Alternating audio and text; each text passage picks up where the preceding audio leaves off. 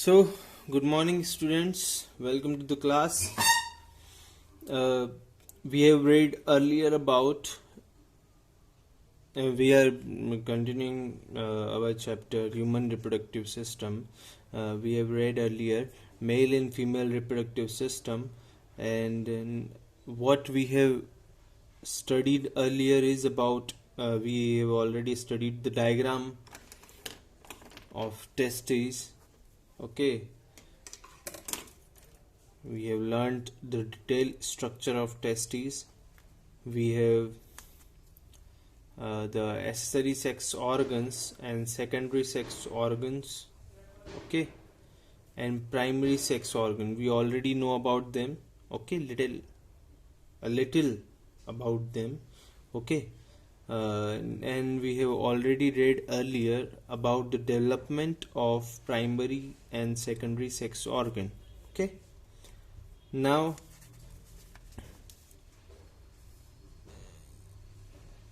what we have read earlier,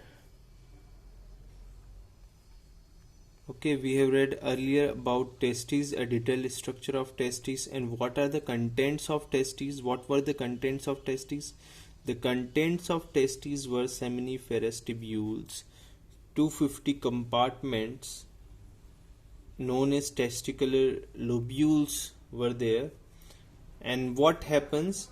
The seminiferous tubules produce sperm, है ना, और synthesize sperm, ठीक है, synthesize sperm, and then the sperm travels to tubuli recti, and from there it moves towards retitestes, and then to vasa efferentia, and then from vasa efferentia the sperm goes to epididymis, and in epididymis it does not goes further from epididymis. It wait there for a few hours or for few days. Okay, what happens in epididymis and vas deferens? In epididymis and vas deferens, maturation of sperm takes place. Okay, and in epididymis and vas deferens there are certain enzymes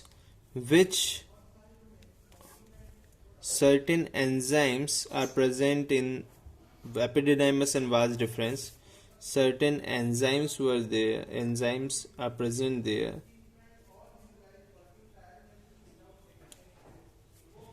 which stops the maturation of sperm. Why is this that there are enzymes which are stopping the maturation of sperm? They are stopping the maturation of sperm because it will increase the life of sperm. Okay, जितना जल्दी sperm क्या होंगे, mature होंगे, उतनी कम क्या होगी उनकी life होगी अगर वो वहीं रहे तो. क्या होगा, अब मैच्योरेशन स्टॉप कर दिया तो कुछ का मैच्योरेशन क्या होगा, जिनका मैच्योरेशन अभी नहीं हुआ है उनका थोड़े दिन बाद या थोड़ी देर बाद होगा. तो उससे क्या होगा, लाइफ जो होगी मैच्योरेशन के बाद क्या होती है, जितनी एक सर्टेन पीरियड ऑफ टाइम के लिए लाइफ रहती है तो वो लाइफ क्या हो जाएगी. मैच्योरेशन बाद में होगा तो वो जो उसकी सर्टेन लाइफ पीरियड है, उसका जो पीरियड है, लिविंग पीरियड, वो क्या हो जाएगा, वो भी उतना लेट हो जाएगा, वो भी डिले हो जाएगा, तो लाइफ बढ़ जाएगी. ठीक है, तो इसलिए क्या है कुछ प्रेजेंट. अब एपिडिडाइमस में गया, देखो रेटिटेस्टिस से वासा एफरेंशिया में, from there it move towards epididymis, and from there epididymis it will goes to vas deferens, and from vas deferens it will move to ampulla, and from ampulla it will goes to ejaculatory duct, and from ejaculatory duct it will goes to urethra, and from urethra it will finally get ejaculated. Okay, it will finally get ejaculated So that's it. We will now been drawing a diagram. Okay, till diagram we will draw. So you know what are ureter? So this is ureter. Ureter, where it is coming from? Ureter आता कहाँ से? Ureter आता है kidney से. कहाँ से आ रहा है? यूरेटर आ रहा है किडनी से. ओके, यूरेटर आ रहा है आपका किडनी से. ये हो गया आपका यूरेटर. क्या लेके आ रहा है? ये यूरिन लेके आ रहा है. ठीक है. Now the lower position, there is a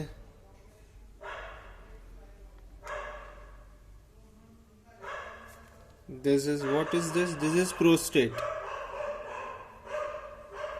Okay, this is ureter, this is urinary bladder.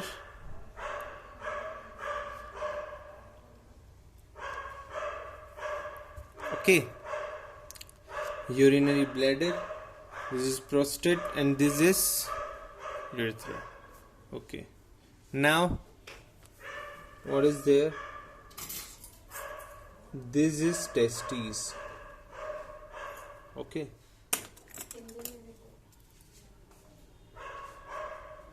यहां से क्या होगा?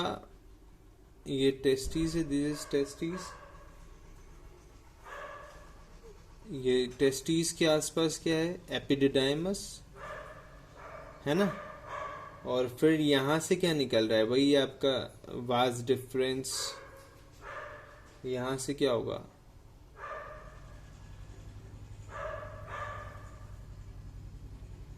It will goes towards the ureter and from beneath the ureter. क्या है? यूरेटर के नीचे से निकल के ये ब्लैडर के ऊपर आया है. ठीक है. यहाँ पे क्या होगा? यहाँ पे ये एम्प्यूला है. इसके बाद क्या होगा? ये यहाँ से नीचे जाएगा, नीचे जाएगा, नीचे जाएगा और फिर यहाँ आ जाएगा. ऐसे ही सिमिलर एक मिरर इमेज यहाँ भी होगा. ठीक है.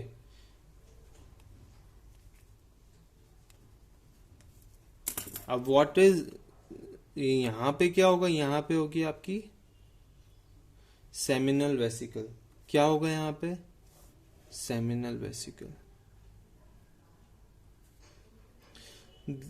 ऑलरेडी आपको एक डिटेल्ड स्ट्रक्चर है आपकी बुक में, बहुत अच्छा. बट ये मैं आपको एक रफ डायग्राम बना के बता रहा हूँ कि जिससे आपके दिमाग में बैठे कि चीज क्या है.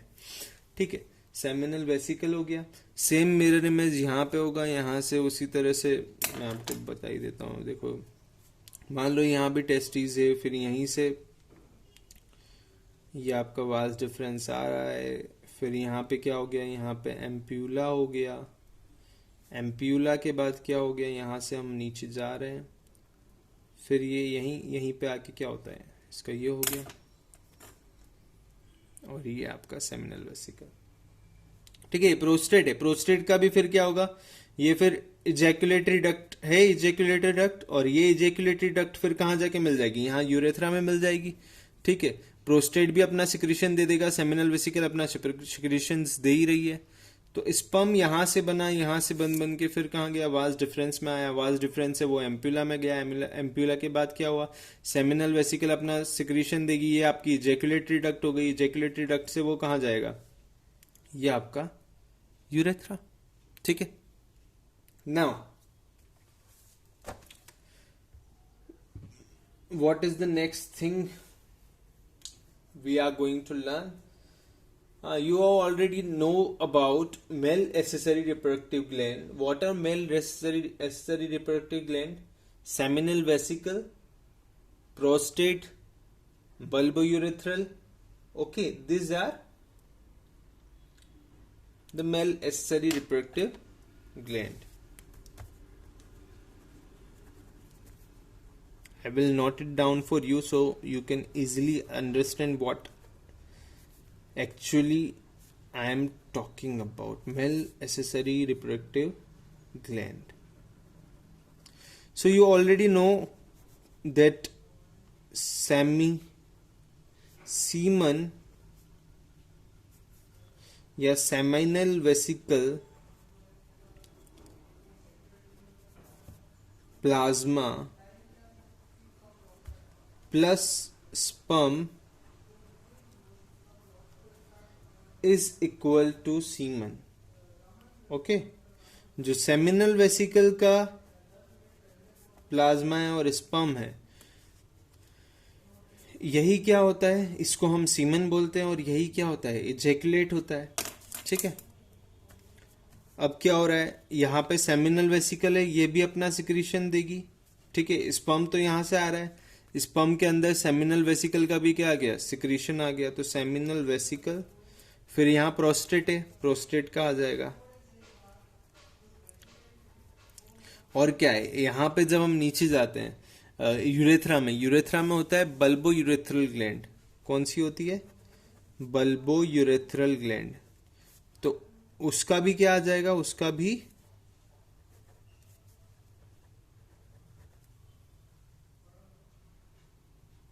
बल्बो यूरेथ्रल ग्लैंड का भी क्या आ जाएगा, सिक्रीशन आ जाएगा.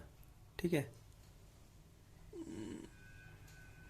तो बल्बो यूरेथ्रल ग्लैंड का भी क्या आ गया, सिक्रीशन आ गया. नाउ तो इसमें क्या हो रहा है, 60% जो प्लाज्मा है, जो आपका प्लाज्मा है, वो 60% किससे बन रहा है, सेमिनल वेसिकल से, और 40% किससे बन रहा है, प्रोस्टेट के सिक्रीशन से. ठीक है. अब 8 to 4 ml नहीं 4 to 8 ml, 8 to 4 क्या, 4 to 8 ml क्या होता है आपका, इजैकुलेशन होता है. नॉर्मल इजैकुलेशन होता है, जिसमें 200 to 300 मिलियन स्पर्म होते हैं. क्या होता है, 4 to 8 ml आपका इजैकुलेशन होगा, और 200 से 300 मिलियन क्या होते हैं, स्पर्म होते हैं. उसमें क्या होते हैं, स्पर्म होते हैं. नाउ व्हाट,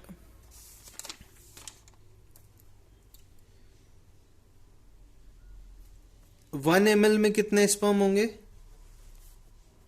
20 से 120 मिलियन. ठीक है. 1 million is equals to 10 lakh. Okay. Now there are certain terms which you should know, मतलब which you must know, मतलब आपको पता होना चाहिए, ऐसे कोई जरूरी नहीं है, but you should know about this term थोड़ा थोड़ा. ठीक है. सो पहली है ओलिगोस्पर्मिया.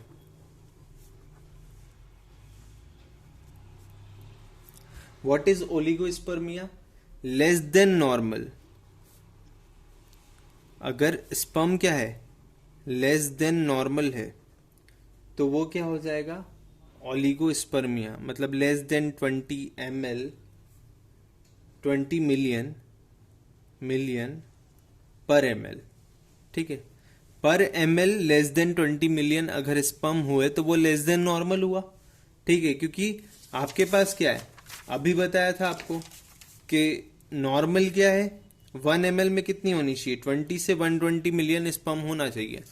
और यहाँ क्या है, लेस देन 20 मिलियन पर ml क्या है, स्पर्म है. तो हम उसको बोलेंगे ओलिगोस्पर्मिया. एज़ोस्पर्मिया हम किसको बोलेंगे, एज़ोस्पर्मिया. एज़ोस्पर्मिया होता है एब्सेंट ऑफ स्पर्म, स्पर्म है ही नहीं जब. ठीक है. बिल्कुल एब्सेंट, जीरो स्पर्म, इसमें हम एज़ोस्पर्मिया बोलेंगे. अब बोलते हैं नेक्रोस्पर्मिया. नेक्रोस्पर्मिया हम किसको बोलेंगे, जहां पे मोटिलिटी में दिक्कत है. ठीक है. जहां स्पर्म की मोटिलिटी जो है वो अफेक्टेड है, तो हम मोटिलिटी ऑफ स्पर्म अगर लेस देन नॉर्मल है, तो उसको हम बोलते हैं नेक्रोस्पर्मिया। नाउ अब आप लोग को पता तो है सेमिनल वेसिकल 1 पेयर होती है। सेमिनल वेसिकल कितनी होती है? टोटल 2 सेमिनल वेसिकल है, एक प्रोस्टेट है, और बल्बो यूरेथ्रल कितनी होगी? 2 होगी। ठीक है, तो सेमिनल हम यहाँ पे लिख लेते हैं, seminal vesicle 2 in number, prostate 1 in number, bulbo urethral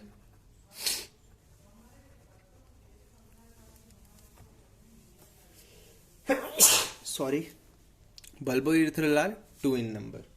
ठीक है, अब जो सेमिनल वेसिकल होता है वो किससे बनता है? मैंने आपको पहले ही बता चुका हूं, मुलेरियन डक्ट के रिग्रेशन से क्या बना है? सेमिनल वेसिकल बना है। Seminal vesicle is regression of Mullerian duct. ठीक है, अब व्हाट, प्रोस्टेट सिंगल होता है, लेकिन प्रोस्टेट में क्या होता है? 5 लोब्स होते हैं। प्रोस्टेट में क्या होते हैं? 5 लोब्स होते हैं। अब हम यहाँ पे पढ़ लेते हैं प्रोस्टेट के बारे में। प्रोस्टेट में होंगे 5 लोब्स। अगर आप कोई भी क्वेश्चन है तो आप कमेंट सेक्शन में पूछ लो, बहुत बेहतर होगा, वही बहुत ज्यादा अच्छा है। ठीक है, अब प्रोस्टेट कहाँ होता है? केवल मैमल में होता है, found only in mammal.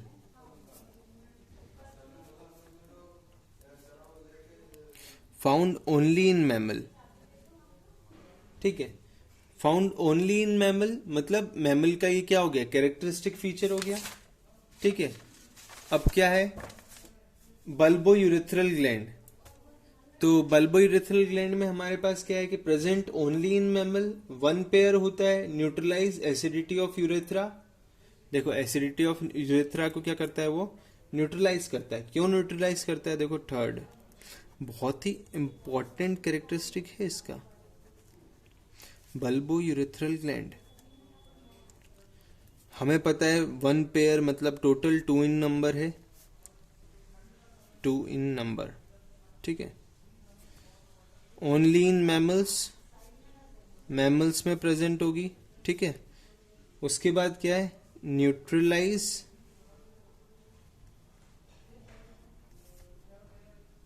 Acidity of urethra.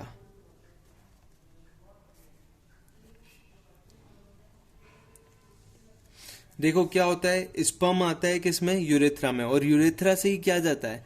आपका यूरिन पास होता है। अब यूरिन पास होता है यूरेथ्रा से, तो यूरिन क्या होता है? एसिडिक होता है। तो यूरेथ्रा का मीडियम क्या हो गया? एसिडिक। और अगर ऐसे में कौन आ गया? ऐसे में आ गया आपका कौन? स्पर्म आ गया। तो स्पर्म क्या हो जाएगा? मर जाएगा ना, ऑब्वियसली, उधर एसिडिक मीडियम है। ठीक है, तो स्पर्म एसिडिक मीडियम में मर जाएगा। तो इसलिए जो बल्बो यूरेथ्रल ग्लैंड होता है वो क्या सिक्रीट कर देता है? यूरेथ्रा में एक ऐसा सिक्रेशन देगा जिससे एसिडिटी न्यूट्रलाइज हो जाएगी, एसिडिटी खत्म हो जाएगी। अब एसिडिटी खत्म हो जाएगी, ध्यान से सुनना, तो स्पर्म जब आएगा तब क्या हो गया? माहौल न्यूट्रलाइज हो गया, कोई एसिडिक मीडियम नहीं है, तो आराम से वो क्या हो जाएगा? अपना इजैकुलेट हो जाएगा। ठीक है, तो न्यूट्रलाइज करता है एसिडिटी ऑफ यूरेथ्रा। अगर हम बल्बो यूरेथ्रल ग्लैंड को निकाल देते हैं, ठीक है, तो क्या फर्टिलाइजेशन अफेक्ट होगा? क्या लगता है आपको? होगा, ऑब्वियसली होगा भाई। न्यूट्रलाइज कौन करेगा? यूरेथ्रा को न्यूट्रलाइज भी तो करना है। वो न्यूट्रलाइज नहीं करोगे तो ऑब्वियसली स्पर्म काउंट कम हो जाएगा वहां तक पहुंचते पहुंचते। स्पर्म जो होंगे कुछ जब इजैकुलेट होंगे उससे पहले ही मर चुके होंगे, तो ऑब्वियसली फर्टिलाइजेशन अफेक्ट होगा। नाउ अब हम समझेंगे कि सेमिनल वेसिकल वगैरह में क्या होते हैं, कुछ क्लोटिंग फैक्टर्स भी होते हैं, तो उस चीज के बारे में हम पढ़ते हैं। देखो सेमिनल वेसिकल है और क्या है? प्रोस्टेट है। ये 2 चीजें आप लोग को दिख रहा होगा या नहीं दिख रहा है? देखो सेमिनल वेसिकल है, सेमिनल वेसिकल में क्या होता है? फाइब्रिनोजन होता है। क्या होता है? फाइब्रिनोजन। और प्रोस्टेट में क्या होता है? प्रोस्टेट में होता है आपका, एक तो क्लॉटिंग फैक्टर्स होते हैं, मतलब ये क्लॉट कराते हैं। क्लॉट मतलब समझ रहे हो? ब्लड आपका क्या होता है, जब भी ब्लीडिंग होती है तो ब्लीडिंग रुकती क्यों है? क्लॉटिंग फैक्टर्स के कारण। क्लॉटिंग फैक्टर्स क्या करते हैं कि वो प्लेटलेट्स वगैरह को जोड़ के वहां पर एक बॉर्डर बाउंड्री बना देते हैं, जिसकी वजह से क्या होता है कि वहां पे देखा होगा ना, कत्था जम जाता है। वो किसकी वजह से जम रहा है? जहां ब्लीडिंग होती है वहां कत्था जम जाता है ना खून का। तो वो क्यों जम जाता है? क्योंकि क्लॉटिंग फैक्टर्स ने अपना काम कर दिया। वहां पे प्लेटलेट, समझ में नहीं आएगा अभी, लेकिन प्लेटलेट्स एग्रीगेट हो जाती है। प्लेटलेट्स एग्रीगेट होकर जुड़ जाती है आपस में, और क्या करती है? ब्लीडिंग को रोक देती है ना। मतलब जहां पे भी पंक्चर हुआ है उसको वो क्या कर देती हैं? देखो, ब्लीडिंग क्यों होगी? पाइप से पानी क्यों निकलता है? कहीं नली फट जाती है तो ब्लीडिंग क्यों होगी? कहीं कुछ कट लग गया होगा, ठीक है। अब कहीं कुछ कट लग गया होगा तो जो कैपिलरीज होती हैं, वेन्स, आर्टरी, कोई सी भी होगी, कोई सी भी निकल रही होगी, उसमें अगर थोड़ा पंचर हुआ तो ब्लड निकलने लगता है। अब ब्लड निकल रहा है तो उसको रोकने के लिए हम पाइप में अगर पानी निकल रहा है, हम उसके लिए क्या करते हैं? उसको रोकने के लिए आसपास थैली बांध देंगे, कुछ भी टेप लगा देंगे, ठीक है। पाइप को कैसे भी करके हम जोड़ने की कोशिश करेंगे। तो वैसे ही हमारी बॉडी भी क्या करती है? हमारी बॉडी क्या करेगी? हमारी बॉडी भी ऐसी कुछ चीजों को ले आती है वहां पे, और वहां पे क्या करती है? सब इकट्ठा करके क्या करती है? एक बॉन्ड ऐसे चिपका देती है, इस तरह से पुट्टी लगा देती है, या मैं कहूं कि बॉर्डर बना देती है, जिसकी वजह से क्या होता है? ब्लीडिंग रुक जाती है। तो ऐसे क्लॉटिंग फैक्टर्स होते हैं, उनको जो ब्लीडिंग रोकते हैं उनको हम क्या बोलते हैं? Clotting factors. ओके। अब fibrinogen, seminal vesicle fibrinogen secrete कर रहा है। प्रोस्टेट क्या? क्लॉटिंग और प्रोफाइब्रिनोजन सिक्रीट करता है। अब क्लॉटिंग एंजाइम जो होंगे वो और ये फाइब्रिनोजन मिलके क्या होगा? फाइब्रिन बनाएंगे। फाइब्रिन क्या होता है? फाइब्रिन एक फाइबर की तरह, बिल्कुल ऐसे रेशा, मतलब ये टाइप। तो इससे ऑब्वियसली ऐसा अगर कुछ बनेगा तो ब्लीडिंग रुक जाएगी ना। तो फाइब्रिन क्या करता है? Clotting of semen. क्या करेगा? Clotting of semen. सीमन को क्लॉट कर देगा। इसलिए क्या होता है? एनवायरमेंट में ज्यादा देर क्या नहीं सर्वाइव कर पाता है? सीमन सर्वाइव नहीं कर पाता है, स्पर्म सर्वाइव नहीं कर पाता है। क्यों? क्योंकि उसमें क्लॉटिंग फैक्टर्स हो जाते हैं, और क्या होता है? सीमन क्लॉट हो जाता है, ठीक है। अब फाइब्रिन जो होता है वो क्या है? Ejaculation of coagulated semen.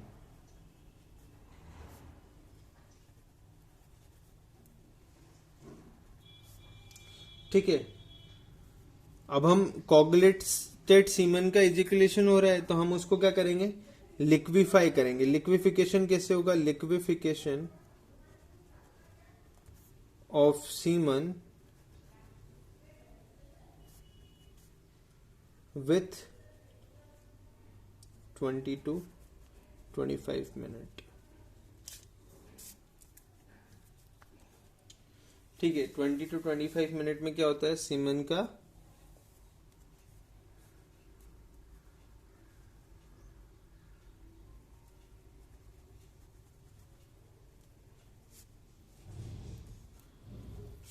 अब जो प्रोस्टेट ने प्रोफाइब्रिनोजन सिक्रीट किया था, ये क्या करता है? फाइब्रिनोलाइसिस करता है। मतलब ये जो चीज बनी है इसको क्या करता है? तोड़ेगा। तो ये क्या हो गया? Anti clotting factor. क्या हो गया? Anti clotting. अब जब ये सब सिक्रीट हो रहा है, ठीक है, क्लॉटिंग एंजाइम है, फाइब्रिनोजन फाइब्रिन बना रहा है और क्लॉट कर रहा है। किसको? सीमन को क्लॉट कर रहा है। तो सीमन इस तरह से इजैकुलेटेड क्या होगा? इजैकुलेशन जब होगा तो वहां पे क्या होगा? कोगुलेटेड सीमन इजेक्ट होगा इस तरीके से। बट जो प्रोफाइब्रिनोजन है वो क्या करेगा? फाइब्रिनोलाइसिन, मतलब जो इजैकुलेटेड कोगुलेटेड जो सीमन है ना, जिसका इजैकुलेशन हुआ है, उसको वो क्या करेगा? तोड़ेगा। तोड़ेगा तो लिक्विफिकेशन होगा सीमेन का। सीमेन का लिक्विफिकेशन कितने टाइम में होगा? 20 से 25 मिनट में। ठीक है, फिर उसके बाद क्या होगा? उसके बाद स्पर्म क्या करेगा? मोटिलिटी आएगी और स्पर्म तैर के किसके पास जाएगा? ओवा के पास, और ओवा को फर्टिलाइज करेगा। ठीक है, इतना आया समझ में? कोई भी क्वेश्चन है तो पूछ सकते हो। Now histology of seminiferous tubule. अब सेमिनिफेरस ट्यूब्यूल के अंदर क्या हो रहा है देखो, मैं बहुत प्यारा से एक मस्त सा छोटा सा डायग्राम बनाऊंगा। ये सेमिनिफेरस ट्यूब्यूल है। सेमिनिफेरस ट्यूब्यूल्स में होती है सर्टोली सेल्स। क्या होती है? Sertoli cells. क्या होती है? अगर ये सेमिनिफेरस ट्यूब्यूल्स है तो इसमें होती है सर्टोली सेल, और सर्टोली सेल को मैं बोलता हूं नर्स सेल और नर्स सेल। सर्टोरी सेल बोल दो या नर्स सेल बोल दो। नर्स सेल क्यों बोलेंगे? क्योंकि ये क्या करता है? नर्सिंग करता है। नर्स मतलब नरिश करना। ठीक है, और नरिश किसको करता है? स्पर्म को, ऑब्वियसली। ठीक है, अब यहां पे क्या है? क्यूबॉइडल सेल है। ये सेमिनिफेरस ट्यूब्यूल का क्रॉस सेक्शन है। ठीक है, हम उसके अंदर देख रहे हैं। जैसे ये सेमिनिफेरस ट्यूब्यूल है, ठीक है, ये सेमिनिफेरस ट्यूब्यूल था, हमने इसको काट दिया यहां से। अब हम इसका ये वाला पार्ट जो है इसको ऐसे देख रहे हैं। ठीक है, अंदर क्या क्या है? तो इसमें क्यूबॉइडल सेल्स दिख रही हैं। ठीक है,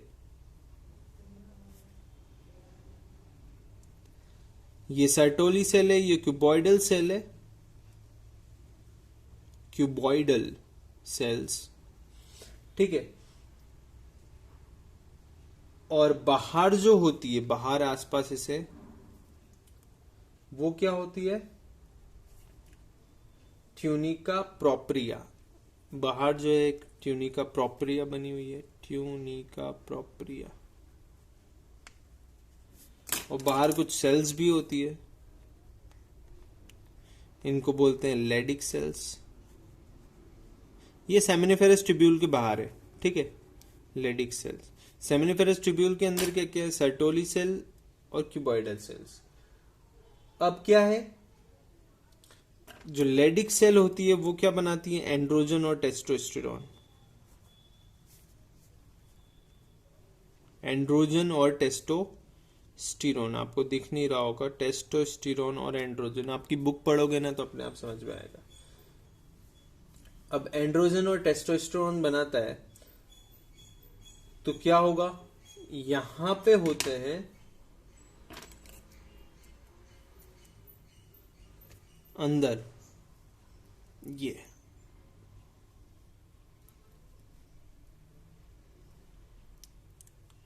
सर्टोली सेल्स से क्या लेते हैं? न्यूट्रिशन ले रहे हैं। कौन ले रहे हैं? स्पर्म। ठीक है, प्राइमरी स्पर्मेटोगोनिया, सेकेंडरी स्पर्मेटोगोनिया, और फिर होते हैं टर्शरी स्पर्मेटोगोनिया। फिर ये यहां से नरिशमेंट लेंगे, खाना पीना लेंगे। जब खा पी के अच्छे तंदुरुस्त हो जाएंगे फिर क्या करेंगे? बाहर जाएंगे। कहाँ? ट्यूबुलाई रेक्टाई में। फिर वही आपका जो पाथवे मैंने आपको सबसे पहले समझाया था, ट्यूबुलाई रेक्टाई से रेटिटेस्टिस, रेटिटेस्टिस से एपिडेराइमस, सॉरी, रेटिटेस्टिस से वासिफरेंशिया, वासिफरेंशिया से एपिडेराइमस, एपिडेराइमस से वास डिफरेंस, वास डिफरेंस से एम्पुला, एम्पुला से इजैकुलेटरी डक्ट, और इजैकुलेटरी डक्ट से यूरेथ्रा। ठीक है, अब सर्टोली सेल्स जो होती है वो क्या करती है? न्यूट्रिशन प्रोवाइड करेगी।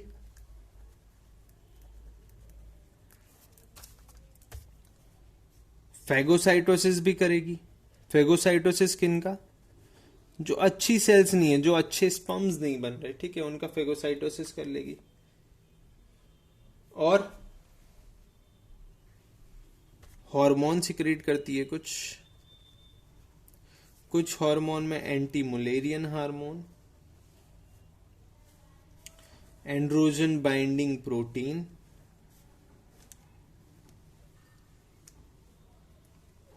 और इनहिबिशन भी करती है। टेस्टोस्टेरोन को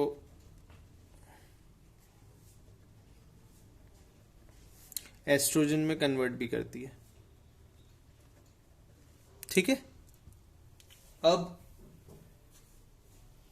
स्ट्रक्चर ऑफ यूरेथ्रा है, काफी सिंपल है। अब हम क्या पढ़ लेते हैं, स्ट्रक्चर ऑफ यूरेथ्रा पढ़ लेते हैं।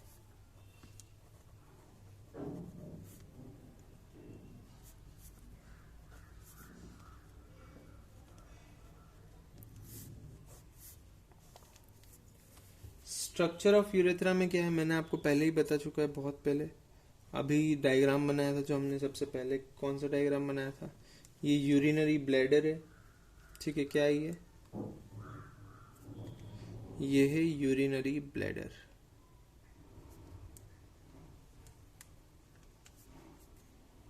अब ये जो यूरिनरी ब्लैडर है,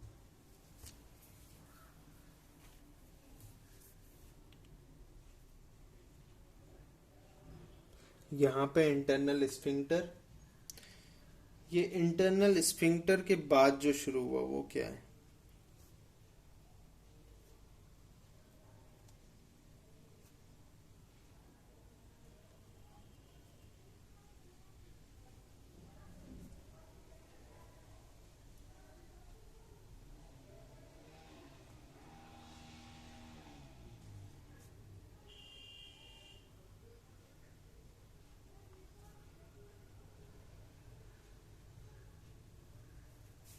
इंटरनल स्फिंक्टर के बाद ये जो था, ये है आपका इजैकुलेटरी डक्ट। यहीं पे आपकी बल्बोयूरेथ्रल ग्लैंड भी होगी, शुरू में ही आ जाती है। ठीक है, यहीं आसपास क्या होगा, प्रोस्टेट होगा। प्रोस्टेट में 5 लोब्स होते हैं, आप लोग को पता है। ठीक है, उसके बाद जब हम नीचे गए तो यहीं पे क्या है, एक्सटर्नल स्फिंक्टर होगा शायद। फिर पहुंचने के जस्ट पहले यहाँ क्या है, थोड़ा लंबा डायग्राम हो गया। ठीक है, स्ट्रक्चर ऑफ यूरेथ्रा मैं पीछे बना लेता हूँ, एक और डायग्राम, नहीं तो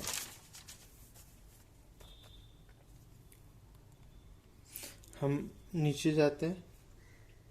ठीक है, इतना हमने बना लिया है, थोड़ा मैंने स्किप कर दिया आपके लिए। ठीक है,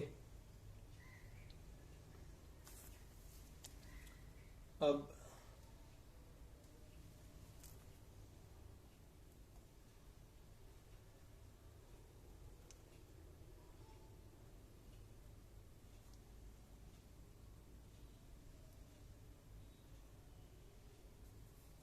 ठीक है, इस तरह से डायग्राम हो गया। थोड़ा पता है ये यूरेटर है आपको। ठीक है, ये भी पता है आपको ये यूरिनरी ब्लैडर है।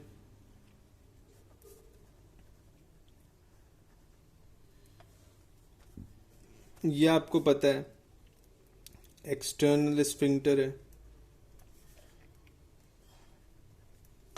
ठीक है, यहां जो है, मैंने भूल गया हूं, यहाँ पे बनाना था प्रोस्टेट। यहाँ पे बन जाता है आपका प्रोस्टेट। ठीक है, अब प्रोस्टेट बनने के बाद क्या हुआ, यहाँ पे एक स्ट्रक्चर और होता है जिसको हम बोलते हैं प्रोस्टेटिक यूरेथ्रा। ठीक है, ये होता है प्रोस्टेटिक यूरेथ्रा। अपर्चर होते हैं यहाँ पे। ठीक है, नहीं वो बता दूंगा, प्रोस्टेटिक यूरेथ्रा हो गया ये। फिर यहाँ पर जो है इजैकुलेटरी डक्ट है। ठीक है, ये आपका इजैकुलेटरी डक्ट।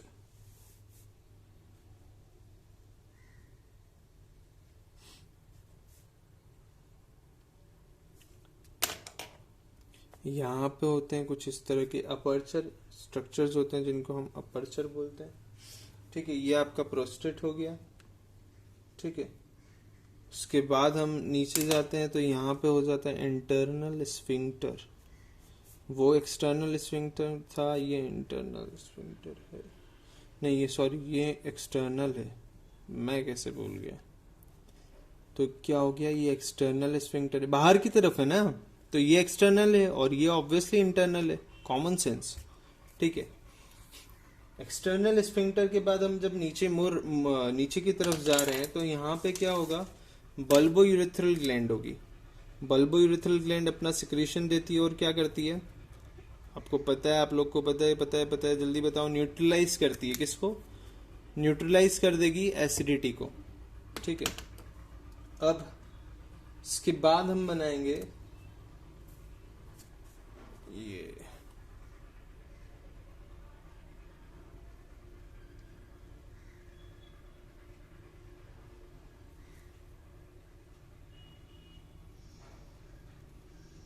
ठीक है।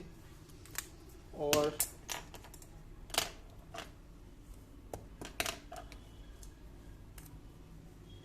शायद पूरी ये जुड़ी हुई है ऐसी इस तरीके से,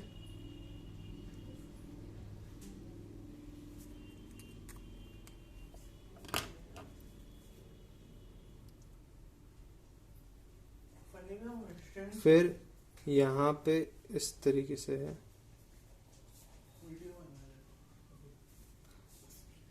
ठीक है। और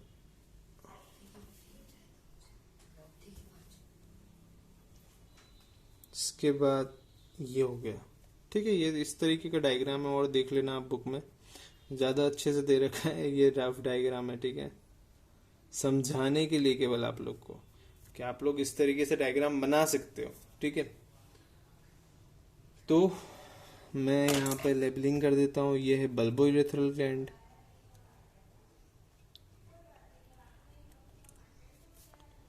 बल्बो यूरेथ्रल ग्लैंड, ठीक है। बल्बो यूरेथ्रल ग्लैंड के बाद ये है पिनाइल यूरेथ्रा,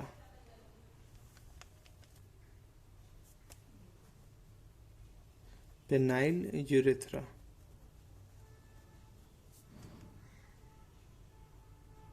और जो ये है टनल स्फिंक्टर से लेके यहाँ पर, इसको हम बोलते हैं मेम्ब्रेनस यूरेथ्रा।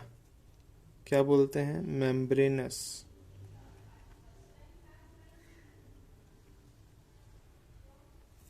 Membranes urethra. और उसके ऊपर जो ये प्रोस्टेट वाला है, ये पूरा, इसको हम बोलते हैं prostatic urethra.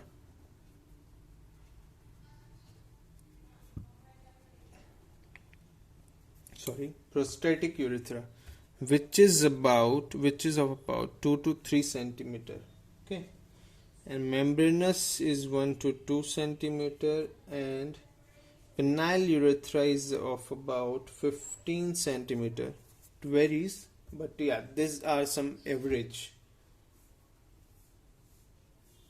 Now this is known as bulb. So this is a not so much of detailed structure, but yeah, you can have some rough idea from this diagram, okay. Now we will learn the structure of penis, circumcision, about many more things in this chapter in the next lecture. So goodbye, and please make the notes and read the chapter carefully, okay. Goodbye.